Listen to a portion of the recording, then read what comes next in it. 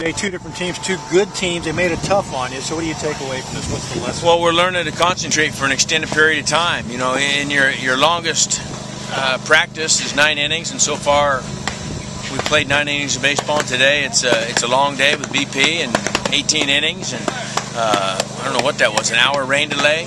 You know, so that's a long day from start to finish for our kids, and they did a good job. Obviously, there's some peaks and valleys in there in terms of concentration.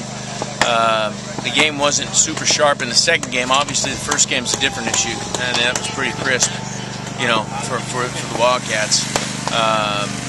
But the second game was back and forth a little bit, and then obviously there's some areas there that we got to address, and those are concentration related, I think, pretty clearly. And felt really good for Spence to come in there and get those outs. Going back to that first game, Kyle told us he was determined to come out and pitch more like himself, which he did not do last week, and he did that. What was going well for him? Obviously, it seemed like everything was working today. Well, it's worked as good as it's ever been for him here on the mound in terms of that. I think the real point of emphasis, though, is his awareness and just how important mindset is. You know, I mean, he was determined to pitch better than he did last week, and that was pretty clear that it wouldn't have made a lot of difference today who he was throwing against. He was going to have a good day, and he has that type of stuff, and so hopefully he can build off of that. I think he will. It had to be, I would think, a fairly simple decision for you to not send him back out there, even though he had a no-hitter. There's a lot of baseball left to be played. Yeah, I wasn't concerned about that at all. When we got to whatever it was, 90 or 100, whatever it was, and it was time, it was over, and I was pretty comfortable with that.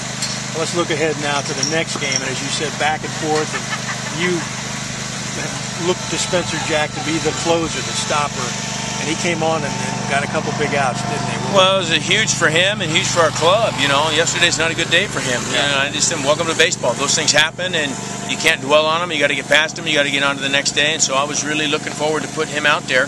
I didn't share that with him, but I knew that's what I would do. You know, and that's no guarantee moving forward. But I thought if we had an opportunity that presented itself, that the matchup was right, the situation was right, I was going to put him out there, and then we did. And he came through. He's going to be a big part of what we do. And nobody's perfect, and today was a good day for him to get back on the positive side of things. You had some young guys make plays today. You know, you got veterans that you know you can count on, but it looks like your team's growing a little bit.